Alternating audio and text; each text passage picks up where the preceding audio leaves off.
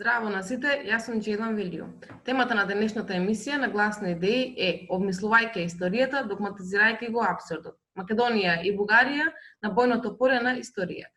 Денес на оваа тема ќе разговараме со другарот Васко Гиџевски, кој што патем е историчар и сметам дека оваа тема ќе ја опфати од различен сегмент и посебен, а ќе даде и посебен осврт на Османлиската империја. Здраво, Васко. Здраво. Како си? Јас одлично ви благодарам на поканата. Фала, ти благодарам и тебе што повторно прифати да бидеш дел од Гласни идеи. Првото прашање кој ќе ти го поставам е на кој начин се конституираат нациите во светогледот на Османлиската империја, да почнеме од таму. Сега Османлиската империја е една интересна и многу долга приказна. Самата империја трае од 13-тиот век до првата половина на 20-тиот век, до 1923 година веќе. И затоа, ако се навраќаме толку детално, нема да не стигне еден цел семестар. Но ете сосема накратко, како во суштина Османлиската империја го организира своето општество. Османлиската империја е една теократска држава и таа таква ќе остане до крајот на незиното постоење. Султанот е и врховен поглавар на сите муслимани после 16 век, по освојувањето на Мека и Медина од страна на Султанот Селим. И тој не само, како што кажам, што е владетел, туку е на типичниот феудален наратив, тој е и Божи представник на земјата. Во контекстот на 19-тиот век, кога веќе Европа национално се пробудува, се раѓаат првите нации, веќе се случила француската буржоаска револуција, се дознало дека царот или кралот не е оној што е поставен од Бога, туку дека народот многу лесно може да го отстрани од власт и да си постави свој владетел по свој урнек. Тие промени полека навлегуваат и во Османлиската империја, не на официјално политичко ниво, но меѓународно. Едно од тие од први изблици на такви случувања во Османлиската империја се секако и српското востание, подоцна и грчкото востание во тој период. За на крајот и кај нас уште подоцна ќе дојдат и кресленското и разловечкото востание и востанијата во Бугарија, Прилското востание и во Босна и Херцеговина. Сакам да кажам, накратко кажано, навлегуваат полека модерноста во Османлиската империја, еден поинаков принцип се бара. И што се случува? Во овој контекст прва од државите, од балканските држави која што ќе се формира е секако Србија, па доаѓа Грција, понатаму ги имаме и Романија, и на крајот во овој период исто така и Бугарија. Но пред да се формира во Бугарија, се формира една особено интересна институција, Бугарската екзархија. И сега зошто е интересна како појава Бугарската екзархија? За некој да биде признан како народ во Османлиската империја, треба да има своја религиозна установа. Бидејќи муслиманите се представени пред законот, условно кажано, од страна на султанот, немуслиманите до тој период, до 19 век, се групирани христијаните во една огромна категорија рум милет, тоа значи ромејски народ, иако во на класичното поимање се подразбира грк, тоа далеку од и самиот збор не го означува тоа. Значи, рум милет се христијаните, православните христијани на територијата на империјата. Имате и франкиски милет, тоа се католиците, франки самиот збор, французите, нели, поради трговските врски, предходните крстоносни походи, така останало арапскиот светоглед, Османлиската империја само го презела како термин. И во тој со ваков светоглед на верници и неверници, Османлиската империја обстојува, како што кажав, и до крајот на своето постоење. Во 19 век тука се појавува за прв пат подвојување во натрешното ткиво на немуслиманите, односно кај христијаните. Народите, христијанските народи во желба за разбирлива литургија, за разбирливо евангелие, во суштина да одат во црква и да разберат што се зборува, започнуваат иницијативи за формирање на своји цркви во кои би се зборувал на месен диалект, разбирлив јазик во суштина, или словенска црква, ако можеме така да кажеме, словенското население. И по тие напливи се формира Бугарската екзархија, која станува и политички е призната од страна на султанот и станува еден од политичките застапници, односно му го зема приматот на Цариградскиот патриарх. Сега имате и бугарски екзарх, кој е еднаков по ранг при представувањето на христијаните пред Османлиската империја. Сега, подоцна, кога се формира Бугарската држава, добива карактер и на националност. Но националност го кажувам условно со наводници еден куп до него ставени, бидејќи националноста во 19 век, поготово на Балканот, која што се развива во едно теократско општество, во едно феудално општество, не е еднаква со она што се случува во Западна Европа, во Франција или најмалку еднаква што денес го подразбираме под националност. Во тој контекст националноста тоа најчесто се националност, ако земеме националност, бидејќи го мразам тој термин самиот по себе за овој период, и затоа најчесто кажувам дека тоа не е националност, милетот не е националност, туку вероисповед буквално. Вероисповед, дали припаѓате на бугарската црква, дали припаѓате на руммилетот, односно на патриаршиската црква, ќе се формира и ерменска црква, ќе се формира и маронитска црква, натаму маронитите ќе добијат права, на крајот во рамките уште еднаш на Цариградската патриаршија ќе произлезе и српскиот. Тој процес евидентно ќе резултира на крајот со формирањето и на една определена субгрупа во Цариградската патриаршија, каде што и властите во 1905 година 23 мај ќе добијат право да богослужат на влашки јазик, ќе добијат и училиште, но сепак ќе останат во рамките на Цариградската патриаршија и од тоа самото се ова кажано се гледа дека тој принцип на националност, она што денес ние го карактеризираме како националност, тогаш е во зародиш, тогаш се раѓа и не можеме да го пресликуваме денешното гледање на нациите во тогашно време, тоа е една огромна грешка што се прави постојано, затоа и кажав не грчки милет, туку рум милет, бидејќи оригиналниот термин значи ромеј. И самиот термин Румелија е територија, земја на ромеите, односно која освоиле османите освоили од Византиската империја. Византиска империја како термин измислен од историчарите, оригинално тоа источно римско царство, односно ромејска империја би се рекло ако би го кажувале во османлиски стил. Добро, Васко, ти благодарам. Кажи ни нешто за улогата на историјата во современоста, односно денес, и нејзината политичка употреба во контекст на градењето на државата. Политичка употреба на историјата. Историјата секогаш политизирана од една проста причина, бидејќи таа носи една функција, една од функциите која што и се припишува на историјата е кохезијата на населението. Историјата може многу да ви помогне да ја сплотите државата, да ја изградите како едно цело. И од таа страна политизацијата би се опишува само преку градењето на националниот мит. Сега кај нас има еден друг проблем. На Балканот националните митови се основниот столб на државата. Значи без национален мит нема држава. И поинаку кажано, бидејќи ние се базираме на правилото 19 век дека за да имате држава треба да имате и определена историја, историски дека ја владеете таа територија и тука историјата станува политички актуелна. Најдобар пример се сегашните односи со Бугарија и со Македонија. Тие политики не се ништо нови. Бугарија тоа го актуализира тоа прашање од постоењето на македонска држава од 44 до денес 2020 година. Ние не сме имале таков спор со Бугарија само 5 години.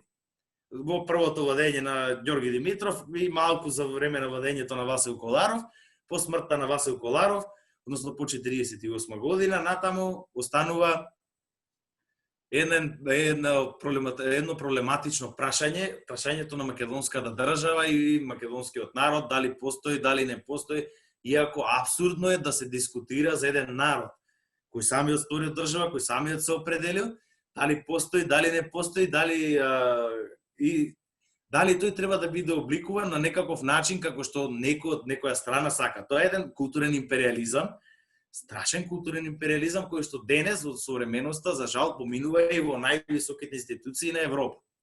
Ние мислам дека сите го видовме оној меморандум што го испрати бугарската држава во однос на македонската историја, македонски јазик, дека тоа е се еден дел од бугарската држава,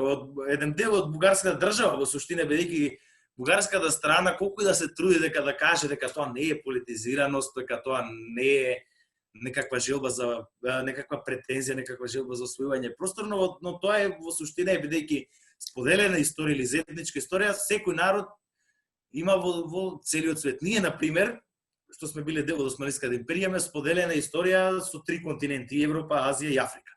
Нека Османската империја до таму се простира, тоа лесно се согледува преку исхраната, преку музиката, дека сме функционирале во една држава.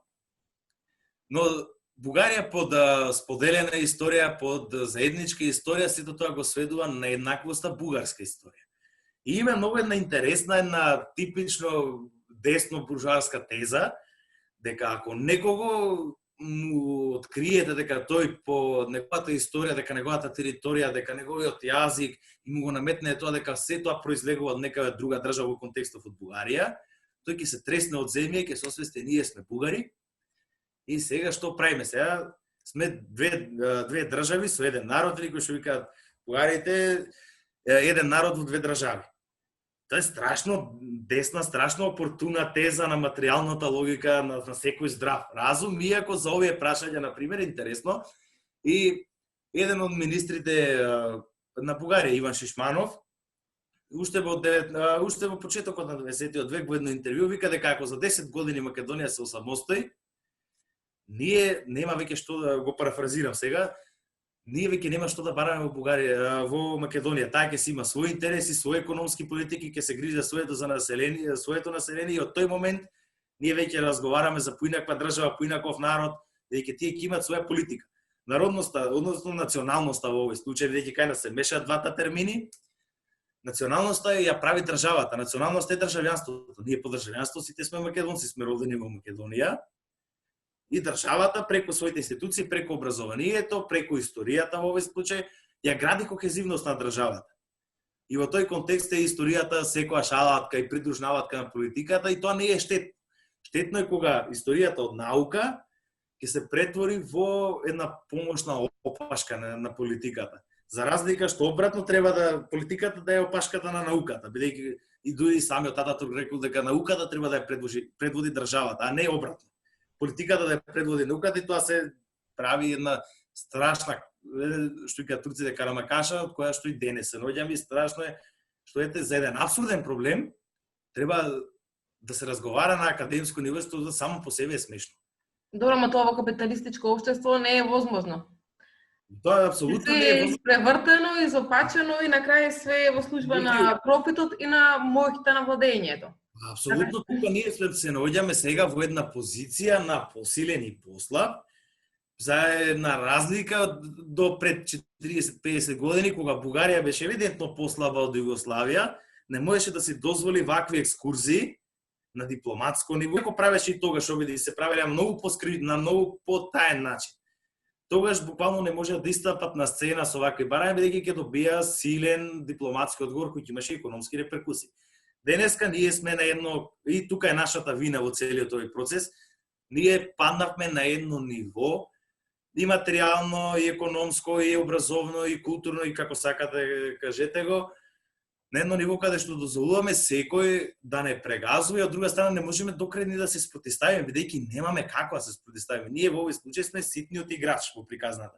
Нас не останува она што е основното човеково право, гласно да говориме. Бидејќи ова приказна е толку смешна, толку абсурдна, што за македонската политика или за македонската држава ќе биде тотален пораз да го прифати.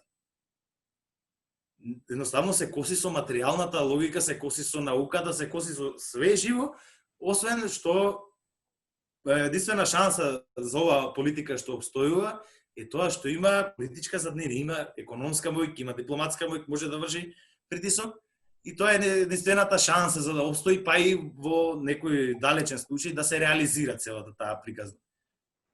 Да. Но ќе видиме што ќе се случи. Се случува често тука чудни работи, така беше и со промената на државното име. Да, уште еден абсурден, исто абсурден спор кој се реши на политички начин. Да. А поради меѓународниот притисок. Никаква друга.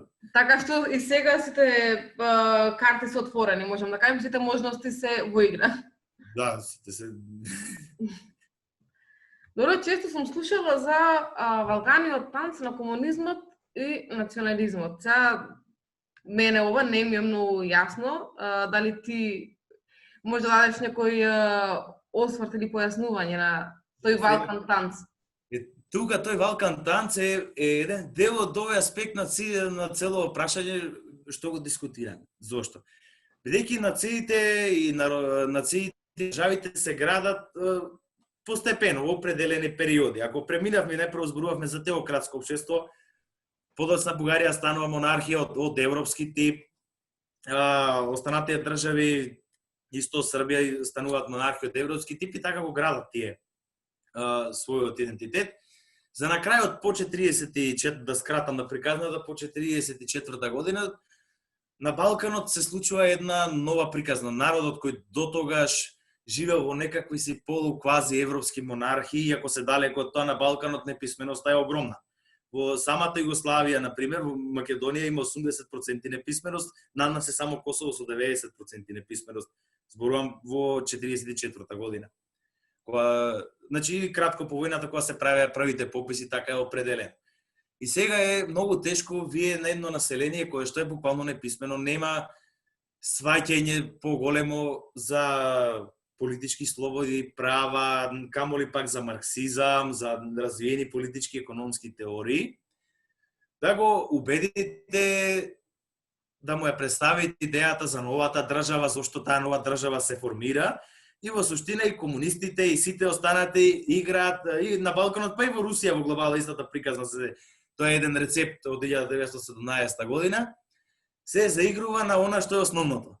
На немаштијата, сиромаштијата, на на развитокот на земјата и подобри животни услови, и кај национално неостварените народи се создаваат националните институции и полека се афирмираат нациите и преку градењето на држава. Така, тоа е политика, нели, на Коминтерната за македонското прашање. Коминтерната расправила на 3 наврати од 22 до 28 година и најголемата измислица на бугарската страна, најголемата смешка на бугарската страна, Сталин и Тито ја создадоа македонската нација. Напротив, предлогот за отворање на македонското прашање на Коминтерната доаѓа од Васил Коларов, значи бугарин, основач на комунистичката партија во Бугарија, представник на Коминтерната, подоцна време и раководител на бугарската држава и партија. А најинтересното е, буквално тоа е најсмешната ситуација. Јас стално викам, напротив, нас не измисли некој далеко што е многу од Балканот. Сталин нити знаел каде ни Балканот во тој период, што се вика никакви проблеми има, доколку локалните представници на Коминтерната не ги изнесат тие прашања. И што се случува? Бугарија до еден таков димитровски курс на партијата, интернационалистички курс, ке владе до 1948 година, кога по резолуцијата на Информбирото се случуваат низа настани, Југославија се одделува од Советскиот сојуз, изградува свој начин на социјалистичкото управување, самоуправувањето. Бугарија од друга страна, поради тоа што остана во Советскиот блок, се труди да искористи приказната за Македонија. И што се случува? Особено тој период е интересен по 1948 година, кога сите до тогашни луѓе, активисти и декларирани македонци во Пиринска Македонија, југословени, мислам, дел луѓе од југословенска администрација кои што биле таму се прогласени за Титови агенти, и тоа ќе биде главната политичка карта на која ќе игра Волко Червенков. До смртта на Сталин, тој е актуелниот политички лидер на Бугарија и тој е единственото алиби за владење ќе му биде точно тоа. Се до доаѓањето на Тодор Живков, кој националноста на државата ќе ја стави во прв план.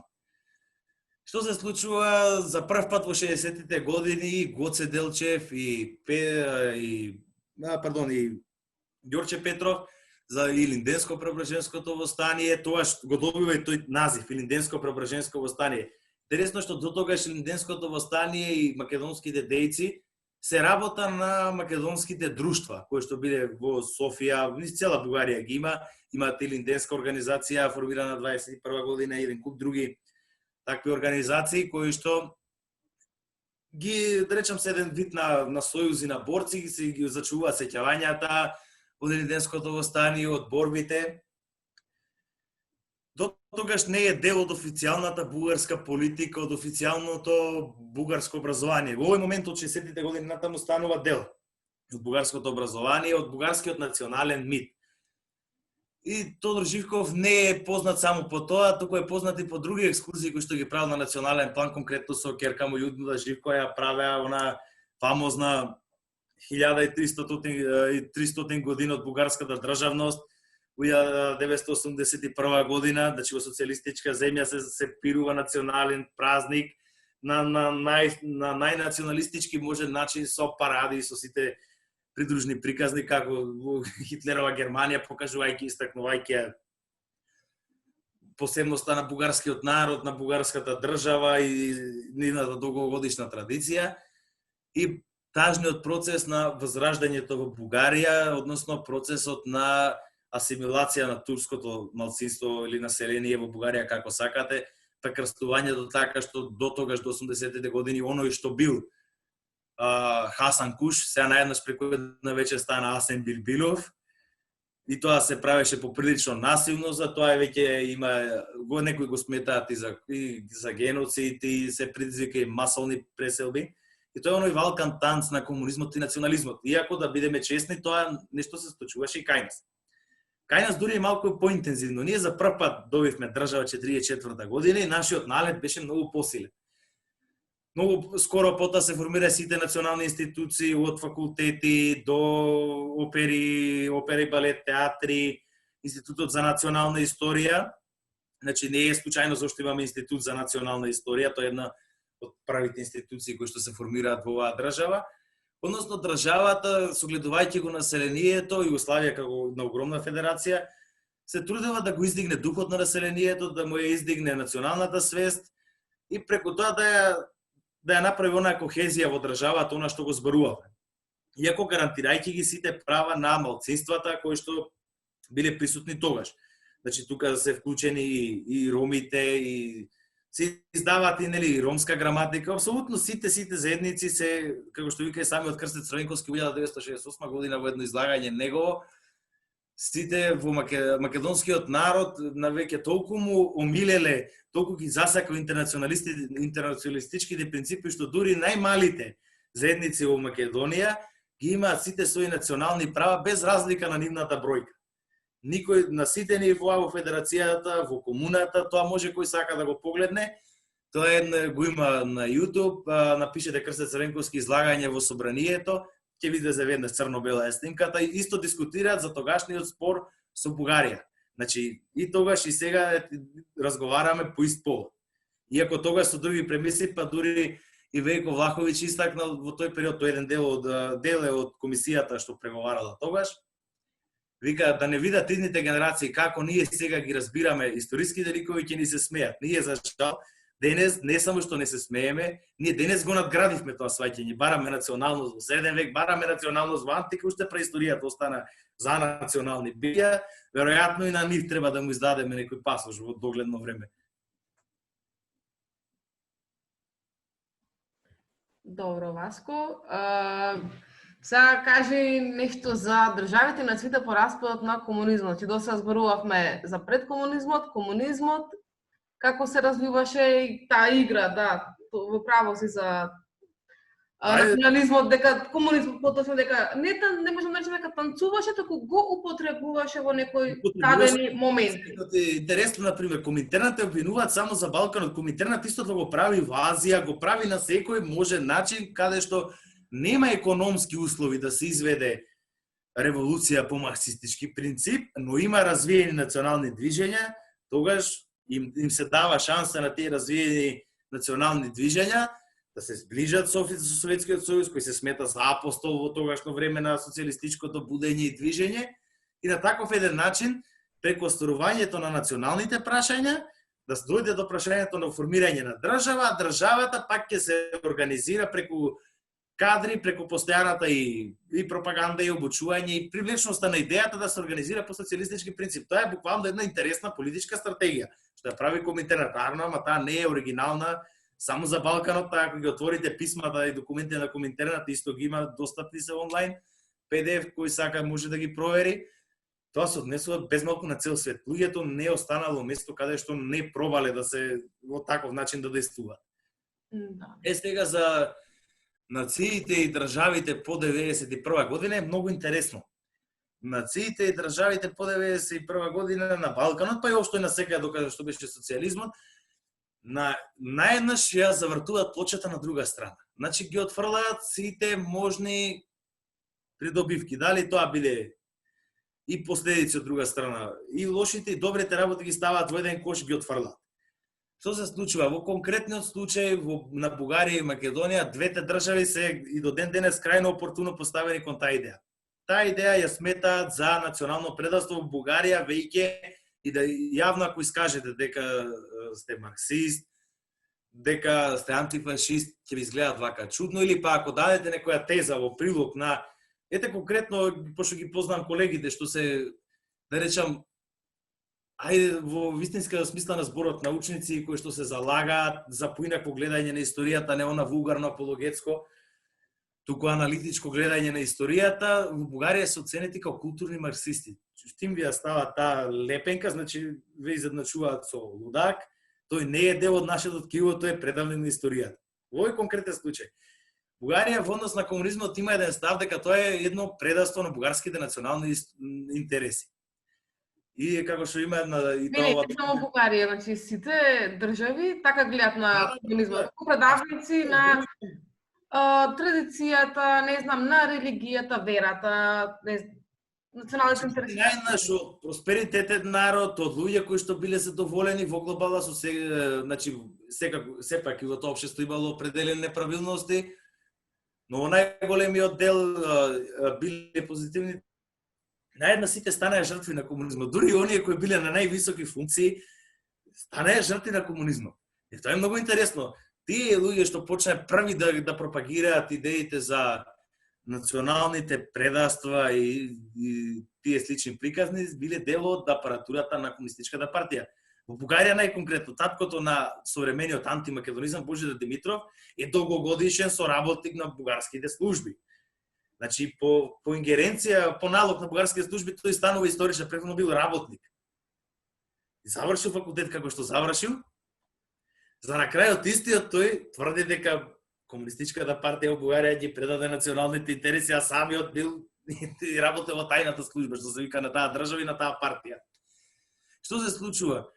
Особено најтемно мислење, например, има за Ѓорги Димитров.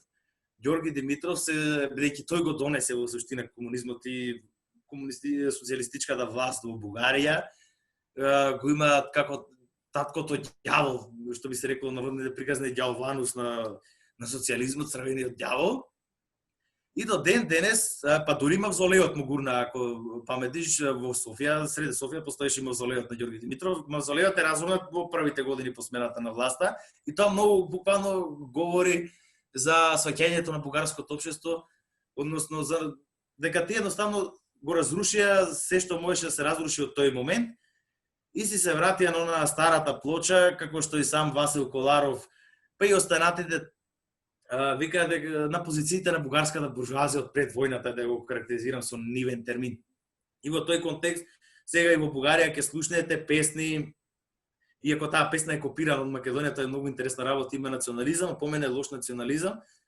Е секој, ама најлош е оној што го копираат. Нели она песната Македонија има уште 3 дела за да биде цела, истата е во Бугарија препеана, има и вика уште 7-8 дела за да биде цела. Значи до тој степен е затруено општеството. Кај нас од другата страна ние заглавивме измеѓу јававме на Букев, што викаме на коњот антиката еден период јававме на коњот на Македонската револуционерна организација, јававме на коњот на Гоце, така сакам да се изразам, многу често, и за на крајот од сето тоа јавање да ни останат само спомениците, неколку пишани дела од кои со должна почита имаше и страшно добри дела кои што излегува тој период, а имаше и страшно лоши дела кои што произлегува во тој период. И сега на крајот ни останаа само тие материјални работи и се наоѓаме во една ситуација каде што не развивајќи го општеството на економски и на материјален план, дајќи го само национализмот и тоа на многу лабави постулати, бидејќи тоа не го правеа професионалци. Таму историчарите повторно, иако Македонија едно време беше историска нација, најмногу се сака историја, најмногу се чита во Македонија, секој ја знае историјата, најмалку беа вклучени историчари во сите тие процеси. Ни еден историчар не учествувал во поголемите работи, тоа пред себе а политички одлуки и повторно да тоа политизацијата на историја. Во Бугарија истото се случува. Ова се што го прави Бугарија е суштина политичка агенда. Една политичка агенда која што тие на ваков или онаков начин сакаат да го остварат.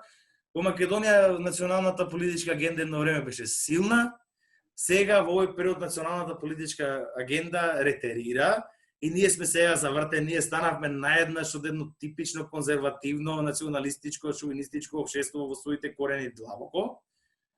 Станавме едно либерално или не знам каков интеркултурно општество, иако тие термини кај нас се изговарат само кога има јавен говор. Во пракса ништо не е остварено тоа. И ние имаме во суштина во модерноста држави кои што се силно националистички, се возат од превезот на модерноста, на европските идеи, а во суштина ќе ви исправат еден меморандум како што испрати Бугарија. И тоа е целата на иронија на цела приказна. И од друга страна, ние долги години се водеме под модерноста дека се разликуваме од вакви ставови, а нашите политичари излегуваат па и дури со бетер ставови од оние на Бугарија. Во македонските, еднаш се сеќам за една прослава, беше Неилин, давно еден македонски, така, тој автор, тоа не е историчар, не е ништо, за библиската македонска земја со не знам колку милениуми традиции, тоа се дава на државен празник. Значи, до таму забегавме ни. Бугарија уште го нема достигна до тоа ниво, ама кај да се, ќе пристигне. Добро.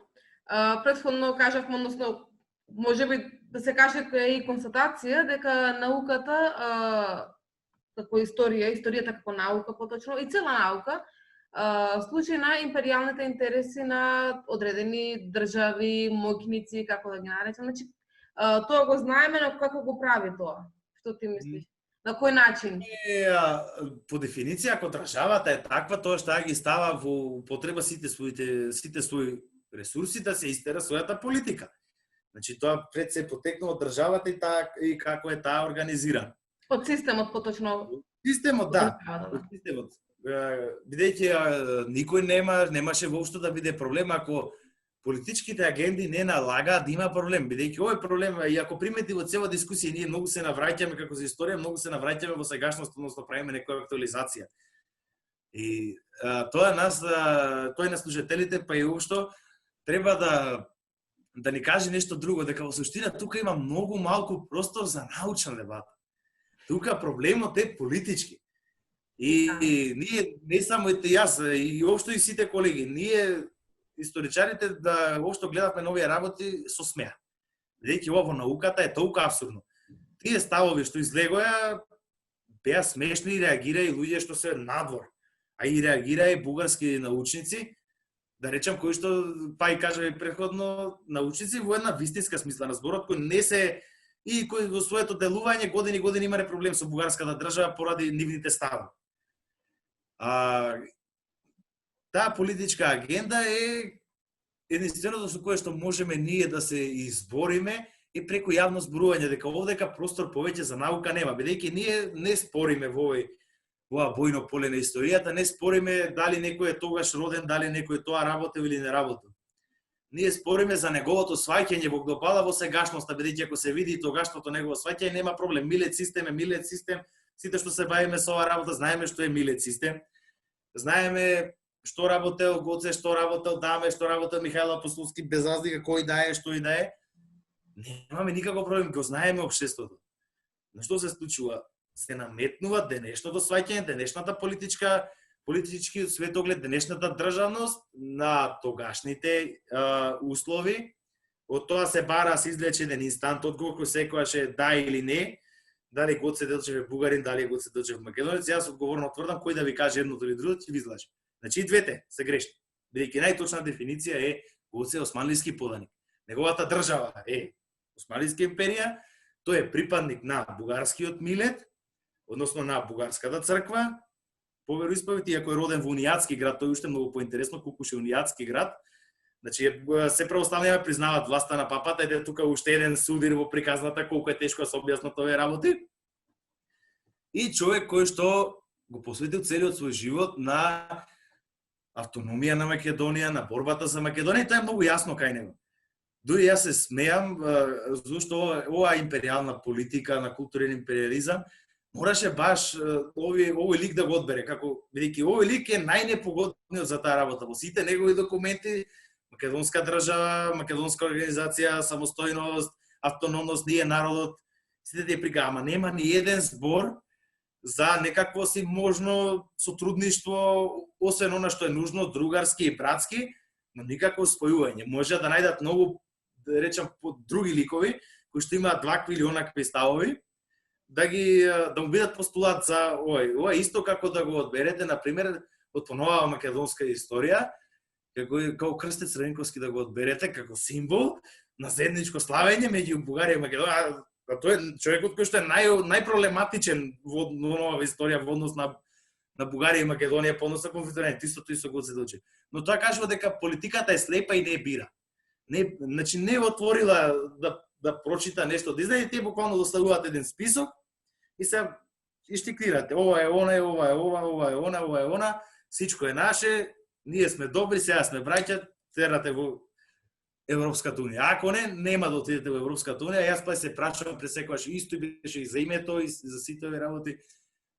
Кој е тој морален, политички, правен или било каков авторитет кој може некому да определи како и што и зошто да се чувствува? Јас лично ако сакам марсовец можам да бидам и дали може некој да ме разубеде во тоа мислење. Без разлика дали ќе ме гледаат како луд или не, но идентитетот е лична работа во суштина. Не можете да влијаете, не може да го одземете. Тој се Ама излегува да биде одлична, значи веќе сите се обседнати со идентитетот. Ама сега апсолутно Прашање. бидејќи тоа го генерира општеството, политиката го генерира на таков начин. Занемарувајќи ги повторно економските проблеми кои ни се удираат од нос и ќе ни се удрат од нос. Ама затоа намерно тоа се прави. Последица на тоа годишно фасадирање, мачкање со национализам, лавав национализам, кој не држи. Да. Бугарскиот национализам. И покрај тоа, некои мислат дека е само за внатрешна употреба. Ова во Бугарија, да, има еден дел од вистината, јас би рекол 70% е за внатрешна употреба. Ама 30% тоа е една традиција политичка, која што обстојува со децени. Како што викаше за внатрешна употреба. Стефанските обсенари. Значи луѓе кои што се обседнати со тоа. Една таква идеја. Добро, секаде има такви, мислам, во секоја држава има такви. Значи, вчера беше 11 октомври, 79 години од првата пушка во Куманово и Прилеп, па дали имаш да додаш нешто во тој контекст, нели, тогаш нашите, условно кажано, нашите партизаните се бореа, нели, против фашистичкиот окупатор, каде што учествуваше и Бугарија. 11 октомври пред се и за мене еден голем датум, бидејќи и дедо ми беше партизан и секој сум го доживал многу лично од неколку аспекти и сметам дека и македонскиот народ треба да го одбележи. И тоа по предвид кога има македонскиот народ, секогаш зборувам за сите заедници кои што живеат на територија на Македонија, тоа е македонскиот народ. Составен од разни групи внатре кои што се, значи не одам од националистички аспект. Туку едноставно од еден братски и другарски. Треба да се овој празник по мене треба да го добие заслуженото место кое што иако го има и треба да е на уште повисоко ниво. Зошто? Бидејќи за прв пат македонскиот народ во овој период одговорно и храбро реши да истапи, иако на почетокот со многу мали сили против многу далеку помоќен непријател. Далеку помоќен непријател. И тоа беше еден почеток на борба која што траеше 4 години, на крај резултира со формирање на македонска држава, но беше една традиција која што беше продолжување на пораните ослободителни традиции, бидејќи и свесноста за државност, и свесноста за националноста, за посебноста во односи, што е за мене најбитно, свесноста за народот да си сам да си управува државата без никој да му наредува од надвор, сам да се биде владетел на своето, е највисокиот мотив на 11 октомври и токму тогаш се случува нели пукањето на првата пушка против фашистичкиот окупатор, иако јас немам никаква тешкота бугарскиот фашистички окупатор, бидејќи во тој период Бугарија е дел од фашистичката войска, дел од хитлеровите сили. Во Македонија представува окупатор, иако многу луѓе тоа сакаат да го прикажат дека биле дочекани со цвеќе и со сите тие придружни елементи, иако забораваат да кажат дека недела две пред да дојдат војските, ги пушти акционите комитети кои што требаше да организираат прече. И мислам за тоа ги има и сведочењата лично на луѓето кои што ги организирале и ги има во документацијата. Луѓето, селаните се освестиле, едноставно историскиот процес си го направил своето образованието, продорот на новите идеи од надвор, бидејќи втора половина на 20-тиот, не втора половина, туку 20-тите години на 20-тиот век се сосем различно време од времето на 19-тиот век. Османската империја веќе не е присутна тука на Балканот. Во светот излегуваат идеите на Ленин, ленинистичките постулати за национализмот, тезите на Сталин за национализмот. Тие книги, колку и да е чудно, кај нас циркулирале, ги читале гимназијалците по разни тајни патишта доаѓали, ако по-знаната цела таа литература е забранета, се организирале кружоци. Сега веќе за прв пат можеме да зборуваме за македонски народ, кој што е освестен и од идеолошки и од македонски народ. Сепак зборам, тоа се неколкумина и поединци, но во секоја група има по неколку такви поединци и многу влијаат врз свеста на населението. И во 11 октомври во антифашистичката борба македонскиот народ влегува со прилично јасни интереси. Тој сака да формира своја држава, сами од себе да се управува, како што и подоцна ќе се погоди нели со самоуправувањето, сами од себе да ја владее својата економска политика. Едноставно кажано со еден збор да има држава во која ќе му бидат остварени сите права и материјални, и човечки, и образовни, и национални. И со тоа ја заокружува во суштина. Јас кажам дека 11 октомври е почетокот на крајот на патешествието на македонската државност, бидејќи 44-та имаме и држава која што ете до ден денеска постои 75 години и нема веќе тука кој што друг надвор да размислува, да обмислува нешто, доколку народот кој што бил тука присутен се изјаснил и крваво се изборел за својата слобода и своите права. И јас би апелирал и до помладите генерации, па и општо до сите, да не подклекнуваат по напливот на се поголемиот културен империализам и фашизам. Одговорно сите заедно да се бориме во оваа борба. Нема простор за науката. Науката е на маргините. Служи само како декор на политиката. Во тој контекст, ние сите покрај научно треба да заземеме цврст и политички став, да кажеме одговорно некако што кажавме 41 година и сега одговорно и одлучно во еден глас да кажеме повторно не на фашизмот и на империализмот. Благодарам, Васко. Сакав да ја дадам истата порака, значи. Баш си рекол се што јас ќе кажам.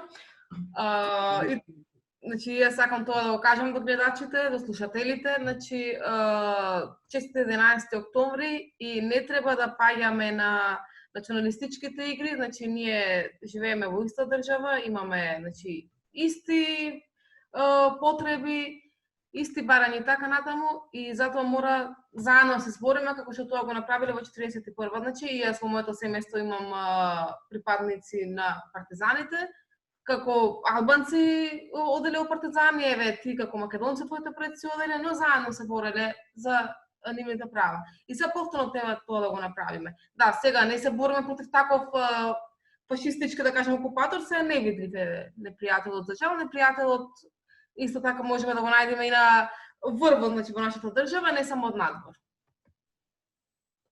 Тоа, ти благодарам, Васко.